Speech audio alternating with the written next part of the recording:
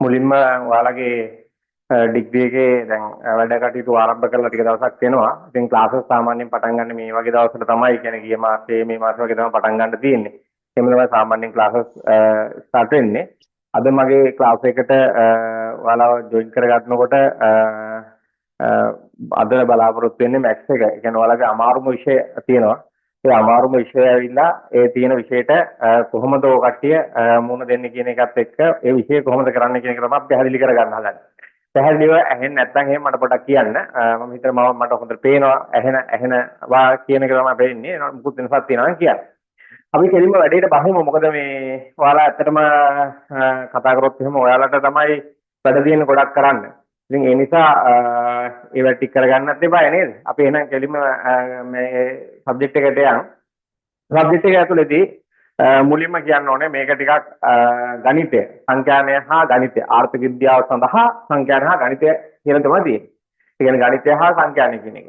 එතකොට ආර්ථික විද්‍යාව සඳහා, ඒ කියන්නේ ඔයාලගේ ඩිග්‍රී එක ඉකොනොමික්ස් එකක් හින්දා, ඉකොනොමික්ස් ඩිග්‍රියක් තියෙන හින්දා ඔයාලට මේ මෙතනදී ඉකොන් වලට ආර්ථික විද්‍යාවට කොහොමද මේ ගණිතය ඇප්ලයි කරන්නේ කියන එක තමයි පැහැදිලි කරගන්න ඕනෙලා තියෙන්නේ. ඒ කියන්නේ එහෙම නැතුව ගණන් උගන්වනවා නෙමෙයි. ගණිතයේ මේ ඩිග්‍රී එක ඇතුලේ කතා කරනවා නෙමෙයි. මෙතනදී කතා කරන්නේ ගොඩක් වෙලාවට ව්‍යාපාරික සිත. ඒ කියන්නේ ආර්ථිකමය තත්ත්වයන් යටතේදී කොහොමද මේක එහාට මෙහාට කරන්නේ කියන එක තමයි පැහැදිලි කරගන්න වෙන්නේ. මම හිතන්නේ මොනවා හරි ප්‍රශ්න තිබ්බොත් අපි අවසානයේදී කතා කරමු. එලක්වා මෙන්න මේ වගේ දේවල් පොඩ්ඩක් හොඳට අහගෙන මුලින් ඉඳලා වැඩේ කරගෙන යන්න. මේකේ මේ විෂය ගැන කතා කරොත් එහෙම තියෙන විශේෂත්වය තමයි මේ විෂය සාමාන්‍යයෙන් අනිත් විෂයන් එක්ක ගත්තාම දැන් ඔයාගේ තියෙන අනිත් විෂයන් ටික අරන් බැලුවාම මේ විෂයන් එක්ක ගත්තාම මේ විෂයේ තියෙන ගැටලුව තමයි ටිකක් කෙනෙකුට මේක තේරුම් ගන්න. පන්තියට ගිහිල්ලා ලෙක්චර් එකේ ඉඳලා ඊට පස්සේ ඒකත් එක්ක මේක පීඩිතයත් එක්ක තියෙන හම්බ වෙන එකත් එක්ක පොඩ්ඩක් මේක පැටලෙනවා නැත්නම් අමාරුයි. මේක එක දෙයක් නෙමෙයි වගේ දැනටත් තේරිලා ඇති ටිකක් නිකන් ඔළුවට ටිකක් අපහසුයක් එහෙම දැනෙනවා ඇති. ඉතින් මේක තමයි தත්ත්වය. ඉතින් ඒ නිසා අමාරුයි කියලා තමයි මේ විෂය පටන් ගන්න ඕන. නමුත් මේ විෂය අමාරුවක් නෙමෙයි තියෙන්නේ. මේ විෂය ගැන හොඳ අවබෝධයක් ලබා ගන්න කෙනෙකුට මේ විෂය ඇතුළේ ඇත්තටම හොඳ ඒ ප්ලස් එකකට යන්න හොඳ ලකුණක් ගන්න අවස්ථාව තියෙනවා. ඒ හින්දා ඔයා තේරුම් ගන්න මුලින්ම මේක පාඩම් කියලා දීලා හරියනව නෙමෙයි. ඔයා මුලින්ම තේරුම් ගන්න යුතු දේ තමයි අපි ඩිග්‍රියක් කරලා තියෙනවා. ඒ හින්දා ඔයා ආයෙ මොනවද කියන්න ඕනේ නැහැ කියලා හිතන්න එපා. මේ ඔයාලා තේරුම් ගන්න ඕනේ මේ විෂය වෙනුවෙන්, ඒ කියන්නේ මැක්ස් එක වෙනුවෙන් ඔයාගේ යම් කැපවීමක් තියෙනවා. යම් කිසි කැපවීමක් තියෙනවා. මේකේ ඇතුලේ ඔයාට කොහොමද මේක ගලපගන්නේ, එහෙම නැත්නම් මේක කොහොමද මේකේ තියරි එක එකතු කරගන්නේ කියන එක, ඒගාවට මේක කොහොමද ගණන් හදන්නේ කියන එක මම කියලා දෙන්නම්. මයිත් එක හිතුවොත් මට කියලා දෙන්න පුළුවන්. ප්‍රශ්නයක් වෙන්නේ නැහැ. මොකද හේතුව ගණන් හදන හැටි නෙමෙයි ඉගෙන ගන්න. ඔයා මේ යම්කිසි කැපකිරීමක් මේ විෂයෙන් කරන්න. ඒ කියන්නේ යම්කිසි කාලයක් මේ තමන්ගේ මේ දවසෙන් යම්කිසි වෙලාවක් වෙන් කරගන්න ඔයාලට පුළුවන්කමක් තියෙන්න ඕනේ මොනවා වුණත් මේක ගෙනියන්න නම්. හරි. එහෙනම් අපි මුලින්ම මේ විෂයට අදාළව තියෙන පළවෙනි මාතෘකාව තමයි, ඒ කියන්නේ මේකේ විෂය ගොඩක් තියෙනවා කතා කරන්න. ඉස්සෙල්ලාම කතා කරන්න තියෙනවා කලණය කියන මාතෘකාව. කලණය කියන මාතෘකාව කොටස් කිහිපයකට බෙදෙනවා. අවකලනය, අනුකලනය, ඊගාවට ඒකේ ප්‍රායෝගික භාවිතය කියලා ගොඩක් තියෙනවා කතා කරන්න. ඒක දිග මාතෘකාවක්. ඊගාවට අපිට කතා කරන්න තියෙනවා න්‍යාස කියලා මාතෘකාවක් තියෙනවා. ඒ කියන්නේ මෙට්‍රික්ස් කියලා. අහන් දැන් සිලබස් එක අරන් බලනකොට දකින්න ඇති සමහර කට්ටිය දන්නවා ඇති, සමහර කට්ටිය දන්නේ නැතුව ඇති. බය වෙන්න එපා. ඊගාවල අපිට කතා කරන්න තියෙනවා ස්ටැටිස්ටික් කියන සංඛ්‍යාන සම්බන්ධ මාතෘකාව. ශාලා ශ්‍රේණි, ප්‍රතිපායන, ඊගාවට නියදීම හා සංඛ්‍යා අනුමිතිය කියන මාතෘකාව. මේ වගේ විශේෂ මාතෘකා කිහිපයක් එකතු කරලා මේ සබ්ජෙක්ට් එක හදලා තියෙන්නේ. ඒක නිසා ඔයා ඒ ටිකට ඉගෙන ගන්න ලෑස්තිලා ඉන්න ඕනේ. ඉතින් මේක දැන් බය වෙන්න දෙයක් නැහැ කියලා කිව්වට මෙහෙමයි. ඔයා බය වෙන්න දෙයක්වත් නැහැ නෙමෙයි, බය වෙන්න ඕනේ නැහැ. නමුත් ඔයා වැඩ කළ යුතුයි, උනන්දුවෙන් වැඩ කළ යුතුයි. ඒක තමයි පළවෙනිම දේ. ඒක තමයි වැදගත්ම දේ. අන්න උනන්දුවෙන් වැඩ කිරීම ඉතාල වැදගත්. මේ විෂයත් එක්ක මාත් එක්ක වැඩ කරනවා නම් අනිවාර්යෙන් වැඩ කරනවා නම්, ඒ කියන්නේ උනන්දුවක් තියෙනවා නම් මේ කියලා දෙන දේවල් වලට අපහැදිලි වෙන එකක් නැහැ කියනවා. ඒක වෙන්නේ නැහැ. මොකද හේතුව මම මුලින් ඉඳලා ලස්සනට කියලා දෙන්නම්. කියලා දෙන දේ ඔයා මේක ග්‍රහණය කරගෙන ඒක කන්ටිනියු කරන්න ඕනේ. ඒ කියන්නේ අද අල්ලගත්තාම ඔයාලට කියන මරුවට කියලා දුන්නා තේරුණා කියලා හිතේ. හැබැයි දවස් 4-5ක් යනකොට මොකද වෙන්නේ? මේක අර පස්සේ නැත්තම් දවස ගානේ පොඩ මේක අමතක වෙනවා. අමතක වුණා පස්සේ මේක ටික කාලයක් යනකොට අපහසු විෂයක් බවට පත් වෙනවා. ඔක තමයි තත්ත්වය. හරි. එහෙනම් දැන් මොකෙන්න කලණය මාතෘකාව වල කලණය. කලණය. කලණය. හරි. කලණය කියන විෂය ගත්තාම කලණය ගොඩක් ඇඩ්වාන්ස් විෂයක්. හැබැයි ඒක ඇතුලේ ගොඩක් දේවල් කතා කරන්න තියෙනවා. ඔයාලට තියෙන පැත්තට විතරයි මම මේ ගැන කතා කරන්නේ. මේ විෂය ලියන්න. ඒකට ලියන්න කලණය. කලණයට ලියන්න. කලණය ප්‍රධාන වශයෙන් කලණය ප්‍රධාන වශයෙන්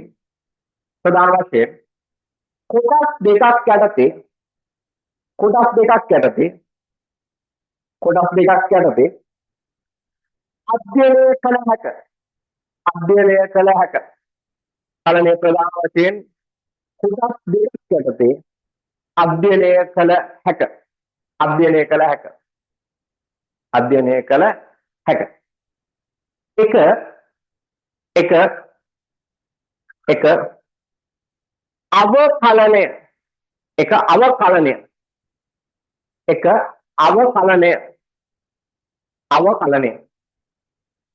එක අවකලනය.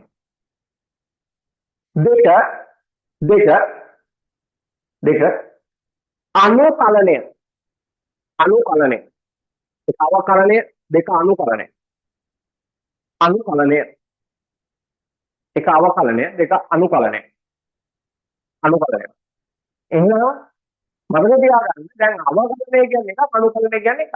මේ කොටස් දෙක තමයි වෙනම කතා කරන්න හදන්නේ. මේකේ පළවෙනි මාතෘකාව තමයි මොකද්ද? අවකලනය කියන එක. අවකලනය. හරි? කියන්නේ. කියන්නේ හරි. මාතෘකාව දෙන්නවා පාලෙන් ලියන්න. හරි? ඉහළින් සඳහන් කළ අවකලනය හෝ අනුකලනය ඉහළින් සඳහන් කළ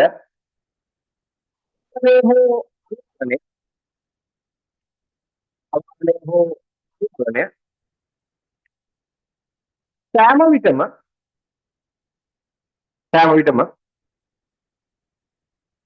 සෑම විටම සිතයක්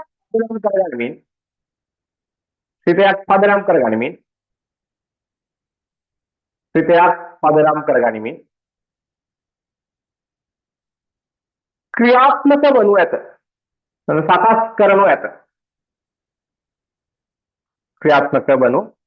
ඇත. සකස් කරනු ඇත. හරි.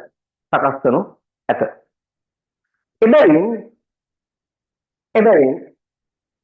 එබැවින් ත්‍රිතයක් කියන කුමක්ද යන්න ෆන්ක්ෂන් එක. ෆන්ක්ෂන් කියලා කියන ත්‍රිතයකට. ඉංග්‍රීසි මීඩියම් ළමයි ඉන්නවනම් මම ටර්ම්ස් දෙනවා. එයාලට ෆන්ක්ෂන් එක. ත්‍රිතයක් කියන කුමක්ද යන්න. එබැවින් ත්‍රිතයක් කියන කුමක්ද යන්න.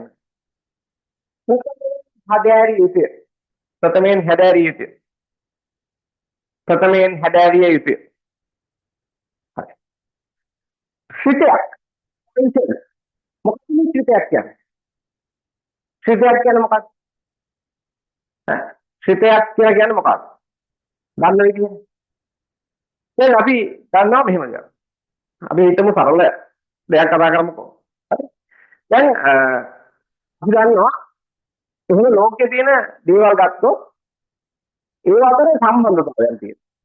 උදාහරණයක් විදිහට දැන් අප්‍රයන්න කියන එක. හරි. අප්‍රයන්න කියලා කියන්නේ ගහක ගෙඩි එන එක විදිහට ගන්නකො. මේ ගෙඩි එන එක සඳහා බලන්න.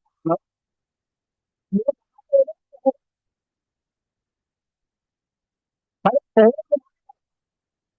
මේ අප්‍රයන්න වැඩි කරන්නේ මොකද වෙන්නේ? අප්‍රයන්න වැඩි වෙනවා කියලා හිතුවොත්. ඕන අඩු කරන්න අප්‍රයන්න අඩු වෙනවා කියලා හිතුවොත් අපිට මේ සම්බන්ධයක් තියෙනවා කියලා කියනවා. පැහැදිලිද? තවත් උදාහරණයක් ගත්තොත් අපි කියනවා විදුලිය නිෂ්පාදනය කිරීම. විදුලිය නිෂ්පාදනය කිරීම. විදුලි නිෂ්පාදනය කිරීම අපිට යම් කිසි ආකාරයක විදුලි නිෂ්පාදනය සඳහා යොදා ගන්න පුළුවන්. වර්ෂාව අඩුවෙන් විදුලි නිෂ්පාදනය සඳහා ඒක යොදා ගන්න තියෙන අවස්ථාව වෙනස් වෙනවා. තවත් උදාහරණයක් මම ගත්තාම කාලය කාලය වර්ෂ කාලය හා ප්‍රතිප්‍රවර්තන සමතුලිත වෙන්න පුළුවන්. මේ ලෝකේ තියෙන මේ ඕනම විෂයන් දෙකක් හෝ කිහිපයක් අතර සම්බන්ධතාවයක් තියෙනවා. මෙන්න මේ සම්බන්ධතාවය හතින් කියනකොට අපෙන් කියන්න පුළුවන් මේ විදිහට මේ තියෙන්නේ මොකද්ද? පාඩම් කිරීමකට ගත කරන කාලය හා අස්වැන්න අතර සම්බන්ධතාවය. හරි පොහොර යෙදීම හා පාඩම් කිරීම ගත කරන කාලය හා ප්‍රතිඵල අතර සම්බන්ධතාවය. පොහොර යෙදීම හා අස්වැන්න අතර සම්බන්ධතාවය. මේක විචාර දෙන්න පුළුවන්. මිලහා ඉල්ලුම මිලහා සැපයොම මේවා අපි කියන මොනවාද? අපි කතා කරපුවා සම්බන්ධතාවය. මෙන්න මේ සම්බන්ධතාවය හරි මෙන්න මේ සම්බන්ධතාවය අපි කතා කරන්නේ සම්බන්ධතාවය ගණිතමය ආකෘතියකින් ඉදිරිපත් කරන්න පුළුවන්. ගණිතමය ආකෘතියකින් ඉදිරිපත් කරන්න පුළුවන් නම් අන්නේ ආකෘතිය අපි කියන මොකද්ද? ශ්‍රිතයක් කියලා කියනවා. මොකද්ද? යම් කිසි ස්වායත්ත හා පරායත්ත කියන විචල්යන් යුගලයක් තියෙනවා නම් ඒක අපි පැහැදිලි කරලා දෙන්න.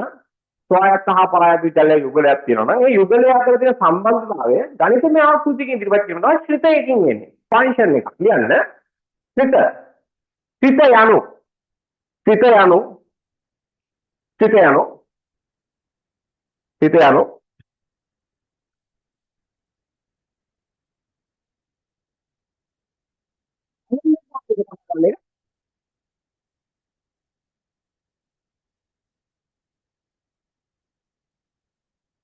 අහන්නේ තාදා කරන්නේ.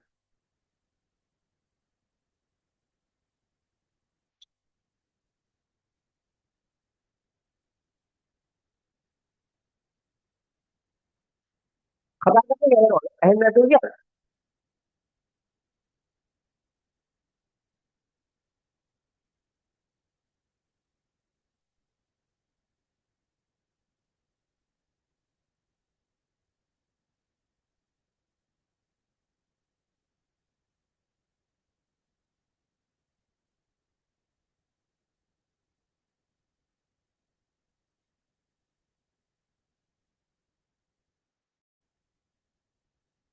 කනෙක්ට් වෙලා තියෙන්නේ.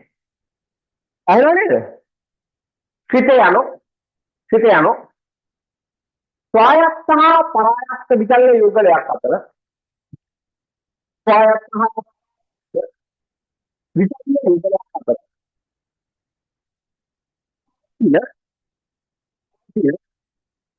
ඉන ගණිතමය සම්බන්ධතාවය ගණිතමය සම්බන්ධතාවය ගණිතමය සම්බන්ධතාවය විචල්‍ය යුගලයක් අතර පවතින ඩිපෙන්ඩන්ට් වේරියබල් හා ඉන්ඩිපෙන්ඩන්ට් වේරියබල්ස් කියලා කියන්නේ ස්වායත්ත හා පරායත්ත විචල්‍ය යුගලයක් අතර පවතින ගණිතමය සම්බන්ධතාවය. ගණිතමය සම්බන්ධතාවය. හරි. උදාහරණයක් විදිහට ගත්තොත් y සමානයි 2x කියලා කිව්වොත් මේක සූත්‍රයක්. හරි. මේකේ කොහොමදීම කොහොමද අක්ෂරන කීයද? පොහොර දෙකක් යදුවාම පොහොර එකක් යදුවාම අක්ෂරන කීයද? පොහොර දෙකක් යදුවාම අක්ෂරන කීයද? පොහොර තුනක් යදුවාම කිලෝ හරි මොනවා හරි 4 5 අක්ෂරනට මොකද වෙන්නේ කියන එක ගණිතමය ආකෘතියකින් පෙන්නනවා. ඒක හරියන්නත් පුළුවන් වරදින්නත් පුළුවන්. ඒ කොහොම වුණත් පොහොර දෙකෙන් x වලට ගන්න x වලට එක දැම්ම ගම y වලට උත්තරයක්. x වලට දෙක දැම්ම ගම y වලට උත්තරයක්. x වලට තුන දැම්ම ගම y වලට උත්තරයක්. x වලට හතර x වලට පහ දැම්ම ගම y වලට උත්තරයක්. ඒවට අපි කියන මොනවද? ශ්‍රිත කියලා කියනවා. ශ්‍රිත කියලා කියනවා. හරි? ඒක තමයි ශ්‍රිත කියලා කියන්නේ. ඒ නම් ස්වායත්ත විචල්‍යයට යම්කිසි ඒ කණයක් යොදව ගමන් අන්තිම විචල්‍යයට මොකද වෙන්නේ? උත්තරයක් ලැබෙනවා. මෙන්න මොන උත්තරයක් ලැබෙනවා?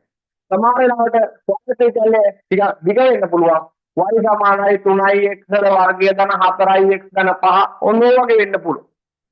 ඒක සරල ආකෘතියකින් මම කියලා දුන්න මෙතන මේ x වලට අගයක් යදුවක මම y වලට අගයක් බෙහෙනවා අන්න මේ වගේ ඒවා ශ්‍රිත කියලා කියනවා. ශ්‍රිත කියලා කියනවා. යන්නේ නම් පහලින් ඒ අණුව එක් එක් එක් ආදාන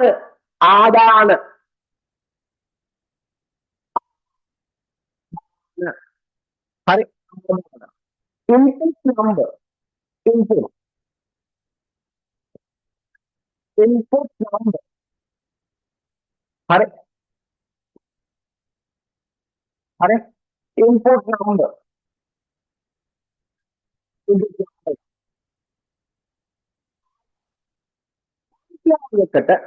සංඛ්‍යාවකට input number එකක් ආදාන සංඛ්‍යාවකට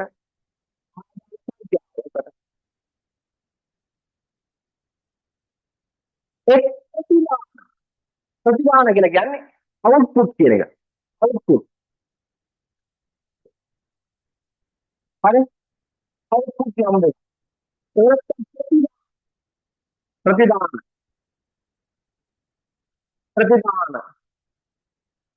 සංඛ්‍යාවක් ලැබෙන ලෙස අර්ථ දක්වනවාද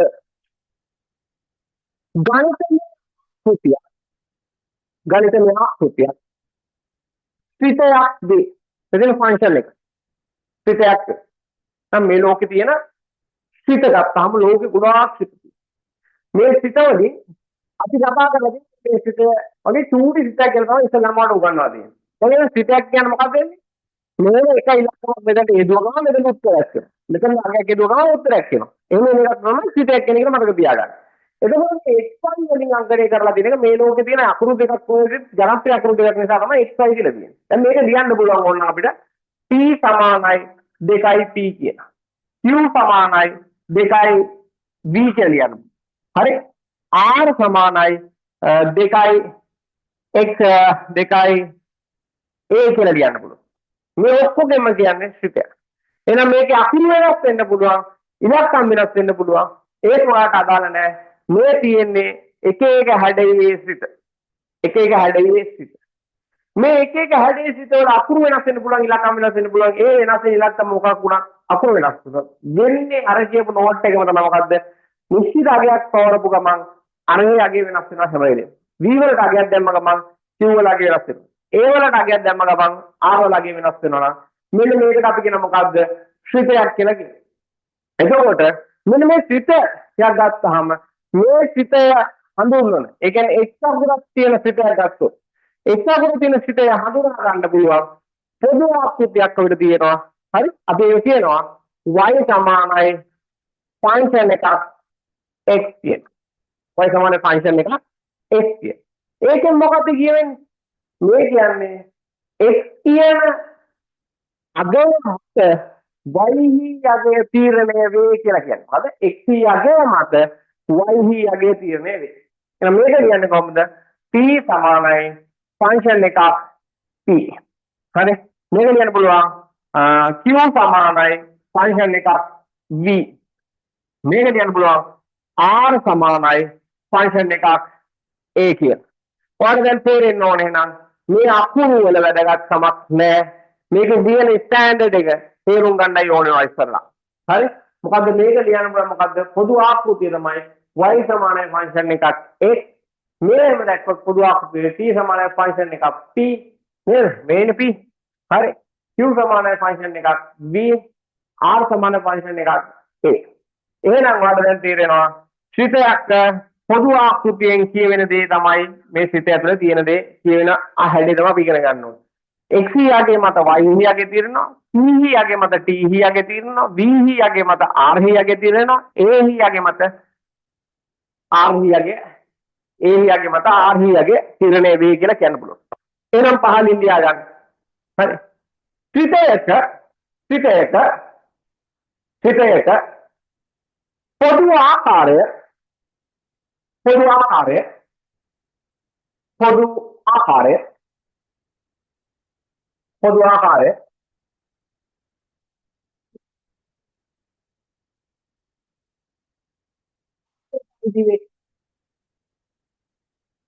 පරිදි පරිදි වේ. මේවා ලියන්න එපා.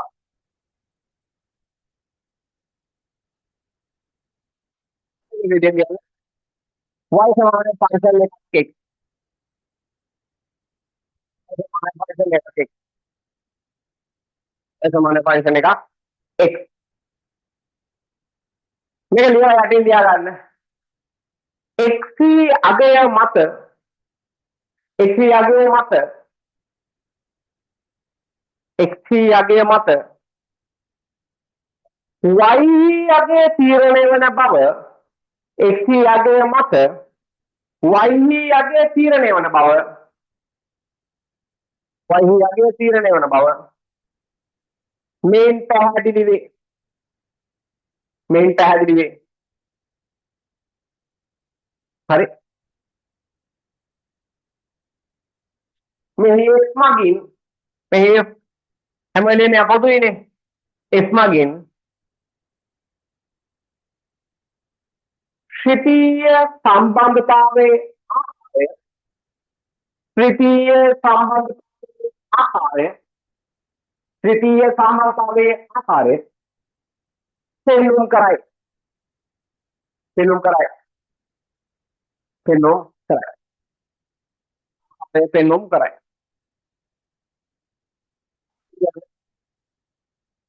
හරියට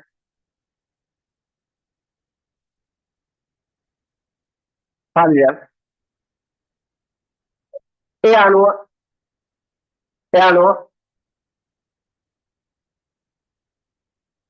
අපට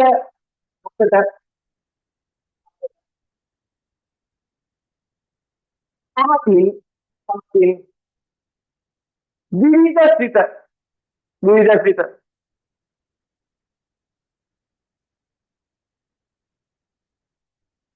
දැකගත හැක.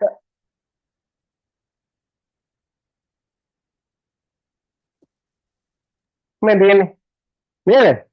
හා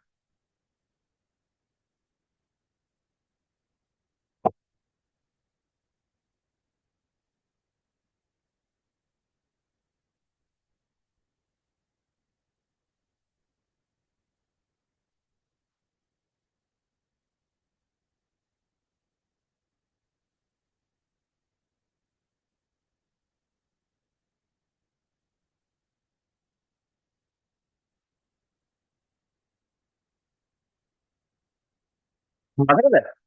දැන් මේවා ඒ ඕනම මේ මොකද ලියුව එක දෙක. දැකලා තියෙනවද ඉතින්ලා? මේ දෙක දැකලා තියෙනවද? මේ ලියුව එක දෙක මෙතන දැකලා තියෙනවද?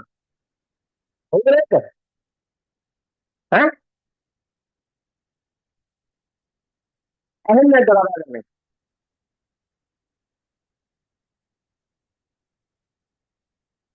දැන් ආයෙ කට් කරලා ගම්බන්නේ.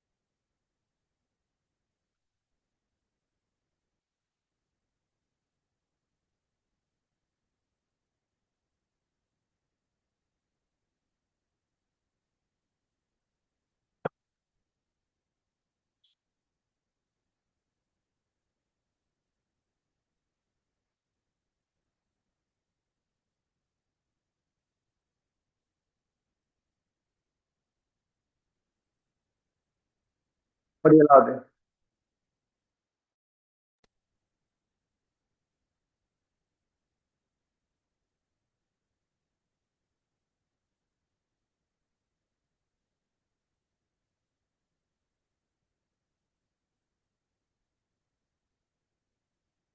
දැන් ඇහෙනවද? දැන් හරි ගියාද? හරි ගියාද? ඇහෙන්නේ නැද්ද දැන්?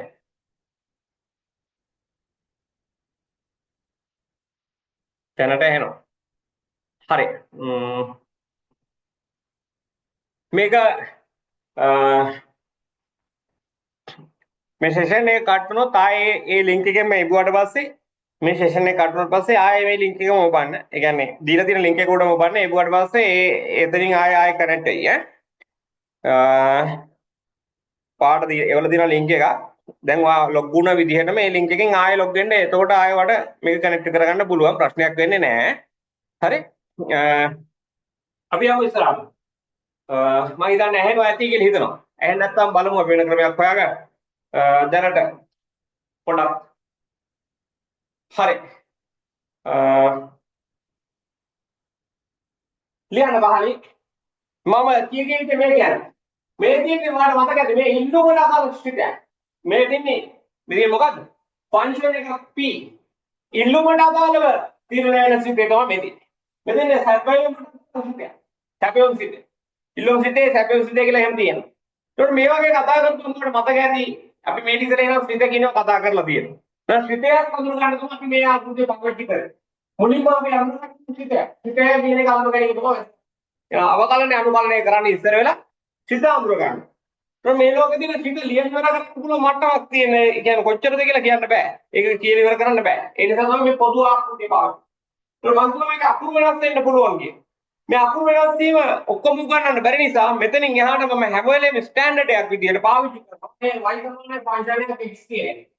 එතකොට ඒක කියලා තියෙනවා අකුරු වෙනස් වෙන්න පුළුවන් කියලා. අකුරු වෙනස් වෙන්න පුළුවන් නිසා මෙන්න මේ කියන එක විතරක් නෙමෙයි පේපර් එකේ එන්න පුළුවන්. සමහරවල්ලාට පේපර් එකේදී ඔයාලට t සමානයි 2q වල වර්ගය ධන 4q ධන 8 කියලා එන්න පුළුවන්. පැහැදිලිද? එතකොට මේ කියන්නේ මේ ආකෘතියේ මේ මොකද්ද? t සමානයි ෆන්ක්ෂන් එකක් q කියන ආකෘතියේ ශිටයක් වෙන ඒ හැඩේ එකක්. ඒකට කියන්නේ සිත කියලාම තමයි. හරි? ඒකට කියන්නේ සිත කියලාම තමයි. එහෙනම් ඔයාලට පැහැදිලි ඇති. දැන් සිතයක් කියන එක අපි කතා කරා. සිතේ කියන්නේ මොකක්ද කියලා කතා කරා. ඔන්න ඕක තමයි ලියා ගන්න තියෙන්නේ. හරි? හදාගන්න ලියලා ඉවර නම් පහළ ලියන්න. ඒ අනුව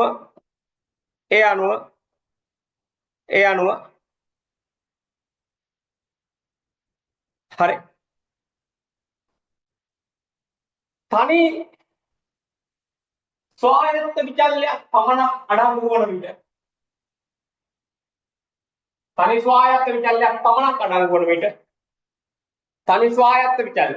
ඒ ස්වායත්ත විචල්‍යන් එකයි. ඒ ස්වාධීනව වෙනස් වෙන විචල්‍යන් එකයි. එහෙම වෙලාවක හරි පමණක් අඩංගු වන විට ශ්‍රිතයක හැඩය ඉහතින් පෙන්වුම් කර ඇත. එදින් පෙන්වුම් කර ඇත. ඇතැම් විට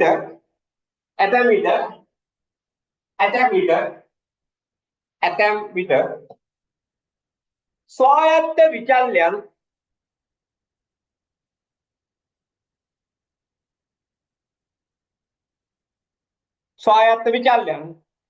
එකකට වඩා වැඩි සිතද පැවතිය හැක.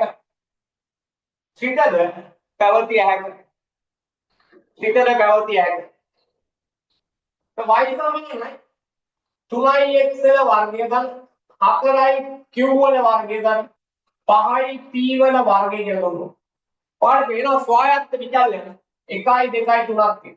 දැන් ස්වායත්ත විචල්‍යන වැඩි වෙලා තියෙන හින්දා එවැනි සිතයකට අපි කියන මොකද්ද? බහුපාද සිත polynomial කියලා functions කියලා. හරි polynomial functions. ඒව නැත්තම් බහුපාද සිත කියලා කියනවා. polynomial function. එහෙම නැත්නම් බහුපාද හිත. POLY nomial NOMIAL polynomials. හරි බහුපාද හිත. හරි. එතන මේ වගේ සිතේකට අපි කියනවා අපි බහුපාද හිත. එතන මේ වගේ සිතේකදී y වල තීරණය වෙන්නේ ෆන්ක්ෂන් එක x ඉන්නවා q ඉන්නවා p ඉන්නවා.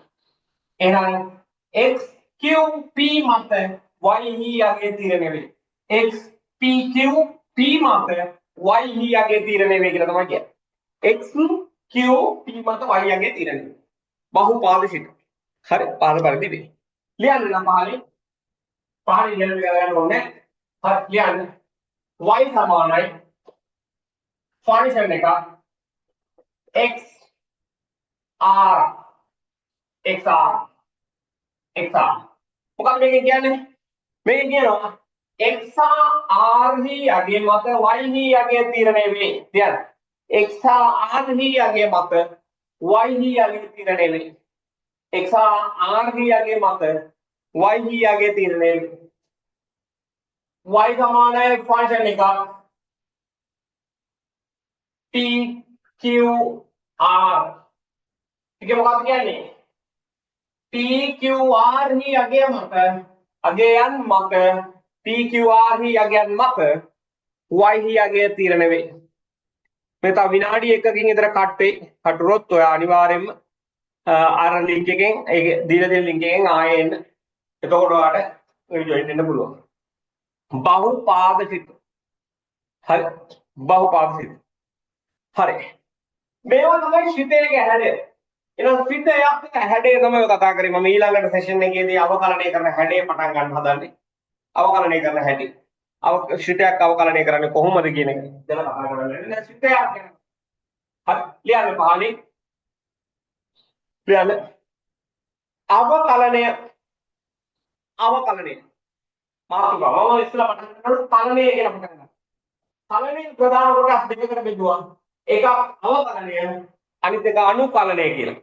අපි අද පටන් ගන්න නෝට් එකේ තියෙනවා එකක් අවකලනය අනිත් එක අනුකලනය කියලා. දැන් මම පටන් ගන්න මාතෘකාවේ පළවෙනි මාතෘකාව ලිව්වා ආයතරයක් මොකද්ද? අවකලනය. differentiation.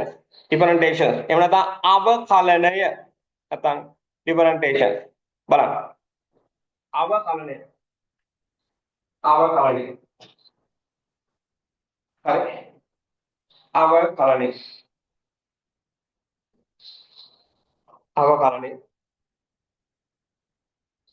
හරිද? අවකලනය.